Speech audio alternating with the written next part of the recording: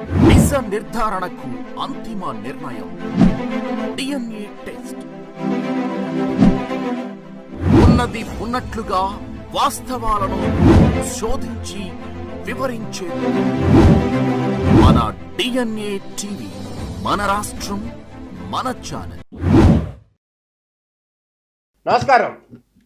వదల బొమ్మాళి వదల, నిండు వదల హోమ్ డిపార్ట్మెంటు అంటున్నారు సచివాలయంలో ఒక మిడ్ లెవెల్ ఆఫీసర్. ఆయనేమి చిన్న చితక ఆఫీసర్ కాదు, అత్యంత కీలకమైనటువంటి home department mid level officer. అయితే ఇక్కడ విచిత్రం ఏంటంటే, అసలు హోమ్ డిపార్ట్మెంట్ అంటేనే అన్ని డిపార్ట్మెంట్లకు అయినటువంటి కీలకమైనటువంటి డిపార్ట్మెంట్, అత్యంత పవర్ఫుల్ డిపార్ట్మెంట్ ఏదన్నా ఉంది అంటే ఆంధ్రప్రదేశ్లో అది హోమ్ డిపార్ట్మెంట్ మాత్రమే అని చెప్పాలి. అట్లాంటి హోమ్ డిపార్ట్మెంట్లో పనిచేయాలి అనేటటువంటి ఆసక్తి కానీ, లేకపోతే ఆ హోమ్ డిపార్ట్మెంట్లో పనిచేస్తే కనుక వాళ్ళకు వచ్చేటటువంటి పవర్ ఏదైతే ఉందో అది రాష్ట్ర వ్యాప్తంగా ఉన్న పోలీస్ అందరి అధికారుల కంటే కూడా అత్యధికమైనటువంటి పవర్ వీళ్ళ దగ్గరే ఉంటుంది. వీళ్ళ పవర్తోనే ఆ పవర్ సెంటర్లో ఉన్నటువంటి పోలీస్ అధికారులు ఎవరైతే ఉన్నారో, ఐపీఎస్ కావచ్చు, అదేవిధంగా డిఎస్పీలు కావచ్చు, లేకపోతే ఎస్ఐలు కావచ్చు, సిఐలు కావచ్చు, ఎవరినైనా కూడా ఇటు తీసి అటు పెట్టగలరు, అటు తీసి ఇటు పెట్టగలరు, వాళ్ళ మీద అన్ని రిపోర్ట్లు రాయగలరు. వీళ్ళు హోమ్ డిపార్ట్మెంట్ వాళ్ళు ఎవరికన్నా భయపడతారు అంటే అది లేదు. కేవలం పోలీస్ డిపార్ట్మెంట్ మొత్తం కూడా హోమ్ డిపార్ట్మెంట్ని చూసి భయపడతారు. అంత కీలకమైనటువంటి హోమ్ డిపార్ట్మెంటు ప్రభుత్వం చెప్పినా కూడా లెక్క చేయదన్నమాట. ఎందుకంటే ప్రభుత్వము అనేక సార్లు జీవోలు ఇచ్చి ఇది కాదు, ఇది చెయ్యండి, ఇక్కడి నుంచి అక్కడికి వెళ్ళండి, ఈ సీటు వదలండి అని కూడా అనేక సార్లు జీవోల రూపంలో, గవర్నమెంట్ ఆర్డర్ రూపంలో అనేక రకాల ఉత్తర్వులు, ఎవరు పొలిటికల్ సెక్రటరీ పేరు మీద అనేక రకాలైనటువంటి ఉత్తర్వులు కూడా అనేక సందర్భాల్లో వచ్చినప్పటికి కూడా నేను వదల బొమ్మాళి హోమ్ డిపార్ట్మెంట్లోనే ఉంటాను అని అంటారు ఆ మిడ్ లెవెల్ ఆఫీసర్.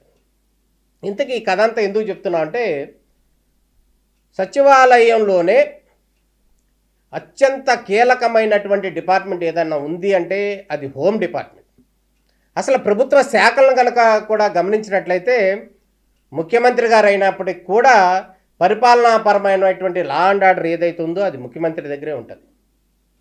కానీ ఇక్కడ సచివాలయాన్ని కనుక గమనించినట్లయితే హోమ్ డిపార్ట్మెంట్ మాత్రం సదరు ఒక అధికారి చేతిలోనే ఉంటుంది. కన్సర్న్ మినిస్టర్ కావచ్చు, లేకపోతే మిగతా వాళ్ళు ఎవరైనా కానీ వస్తారు, పోతారు, వెళ్తారు, వస్తారు. అదేవిధంగా ప్రభుత్వాలు వస్తూ ఉంటాయి, పోతూ ఉంటాయి, పెద్ద చిక్కేం లేదు. కానీ సదరు అధికారి మాత్రం అక్కడే ఉంటారు. ఇది విచిత్రంగా ఉంది కదా.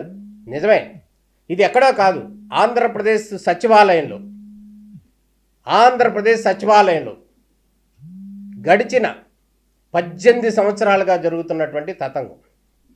ఇక్కడ ఉన్నటువంటి అధికారి ఎవరైతే ఉన్నారో, ఒక అధికారి మిడ్ లెవెల్ ఆఫీసర్ ఎవరైతే ఉన్నారో ఆయన ఏఎస్ఓ నుంచి ఎస్ఓ వరకు, అసిస్టెంట్ సెక్షన్ ఆఫీసర్ నుంచి సెక్షన్ ఆఫీసర్ వరకు కూడా హోమ్ డిపార్ట్మెంట్లోనే చేశాడు.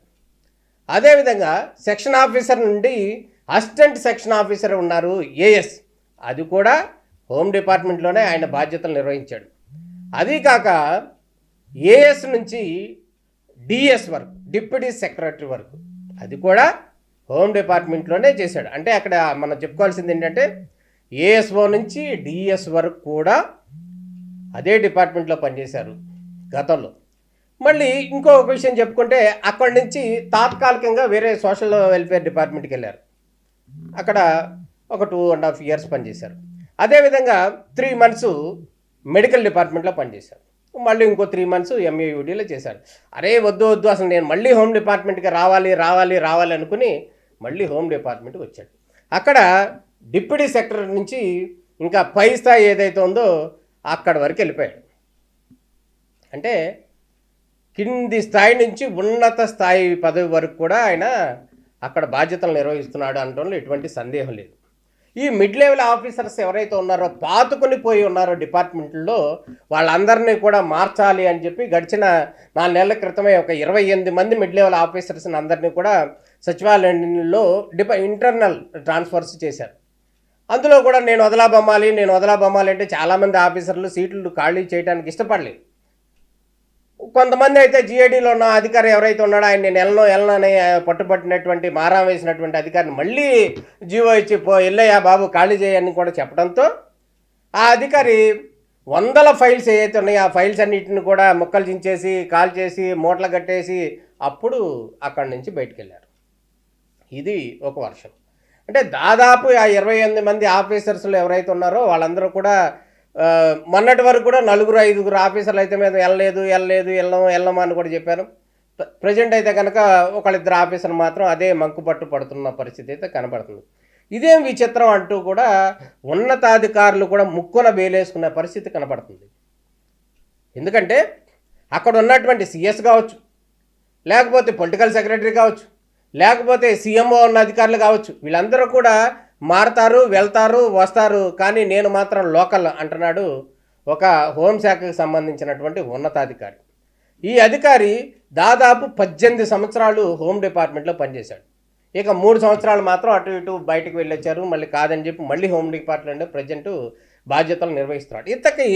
ఈయనకి ఇంత అత్యంత కీలకమైనటువంటి పవర్ పోర్ట్ఫోలియో ఎందుకు కావాలి అంటే అది అందరికి తెలిసిన విషయమే. ఈయన అనేక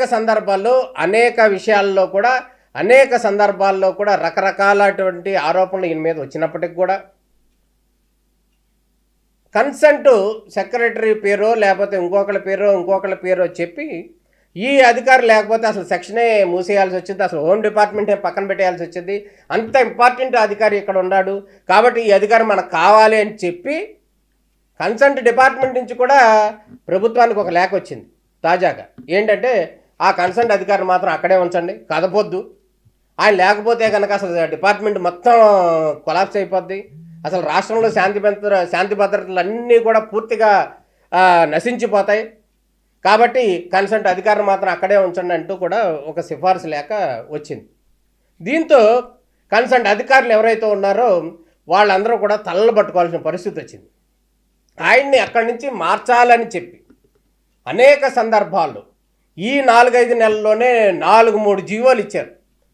అందరినీ ఒకసారి వెళ్ళమని జీవో ఇచ్చారు, మళ్ళీ మిగిలిన వాళ్ళు కొంతమందిని డీమ్డ్ టు బి రిలీవ్ అంటూ కూడా ఇంకో జీవో ఇచ్చారు, మళ్ళీ పర్టికులర్గా ఒక జీవో కూడా ఇచ్చారు, ఈయన వెళ్ళండి బాబు ఆ పక్కకి ఇంకో చోటకని.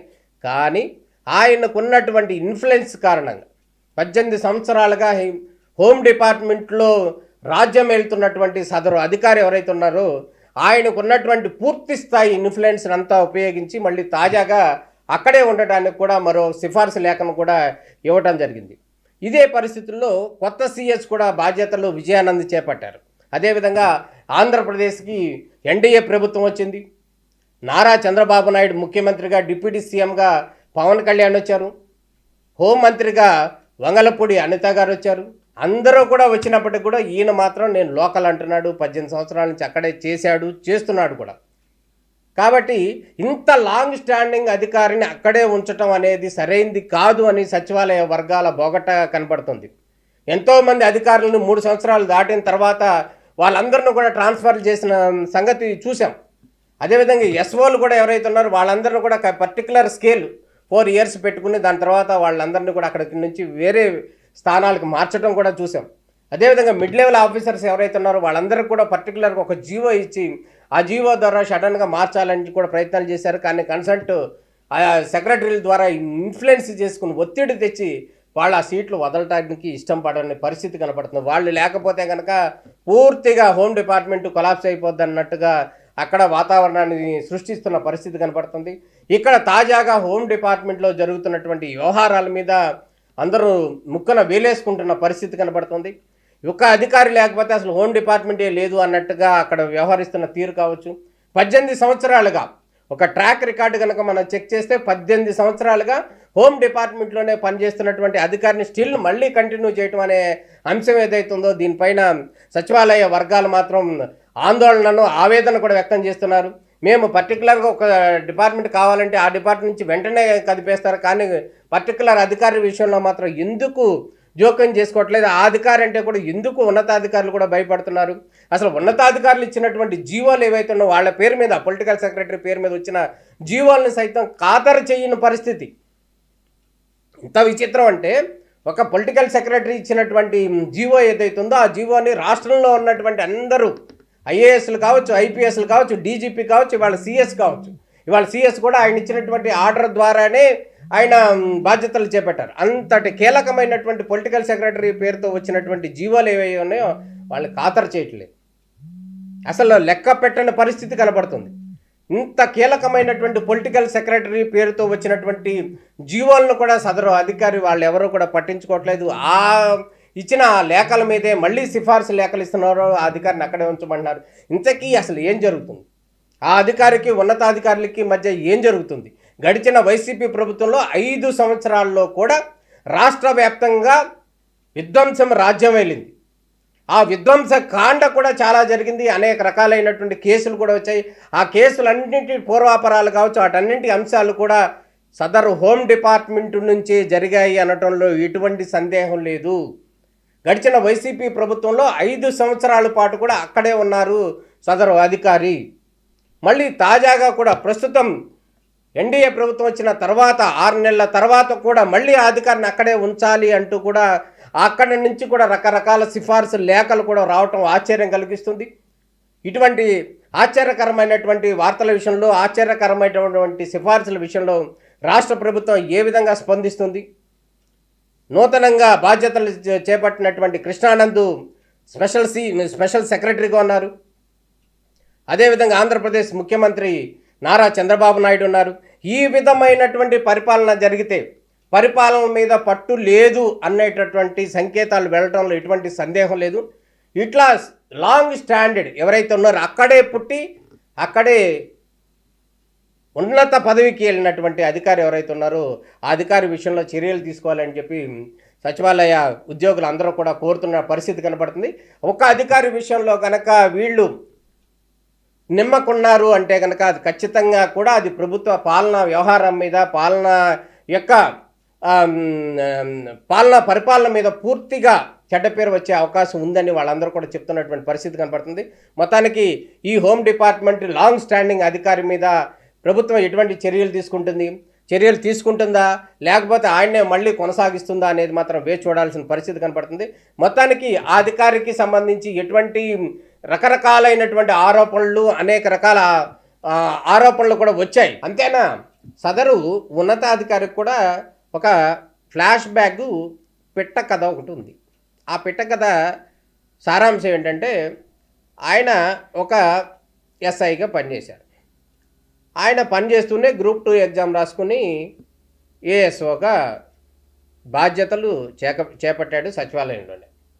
అయితే ఎవరో ఒక అతనికి సహాయం చేయడానికో లేకపోతే ఎందుకోసం చేశాడో మొత్తానికి తెలియదు, కానీ ఈయన మరో ఎస్ఐకి సంబంధించినటువంటి ఎగ్జామ్ పేపర్ రాసి 5 సంవత్సరాలు సస్పెండ్ అయ్యాడని సమాచారం. ఈ సస్పెండ్ అయినటువంటి అధికారి మళ్ళీ రకరకాలుగా పైరువీలు చేసుకుని ఆ తర్వాత ఈ అధికారి 18 సంవత్సరాలు హోమ్ డిపార్ట్మెంట్లో కొనసాగాడని,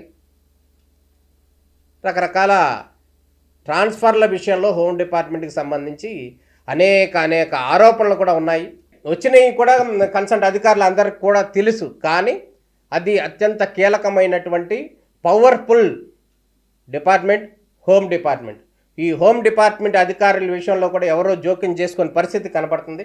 కానీ మనం కూడా ప్రత్యేకమైనటువంటి వార్త వేసే సందర్భంలో మనకంటూ కూడా వారి మీద వ్యక్తిగతమైనటువంటి వివాదాలు కానీ ఏమి లేవు. కాకపోతే అక్కడ వాస్తవం విషయం ఏదైతే ఉందో ఆ వాస్తవాలు మాత్రమే మనం వెల్లడిస్తున్నాం. అక్కడ జరిగింది మాత్రమే మనం చూపిస్తున్న పరిస్థితి కనబడుతుంది. 18 సంవత్సరాలుగా అక్కడే పనిచేస్తున్నారు. కేవలం 3 సంవత్సరాలు మాత్రమే ఆయన బయటకు వెళ్ళారు. మళ్ళీ డిఎస్ అక్కడే అయ్యారు. మళ్ళీ డిఎస్ నుంచి కూడా మళ్ళీ కొనసాగుతున్న పరిస్థితి కనబడుతుంది ఉన్నతాధికారిగా. ఈ విషయంలో ఏం చేస్తుంది ప్రభుత్వం అనేది మనం వేచి చూడాల్సిన పరిస్థితి కనబడుతుంది.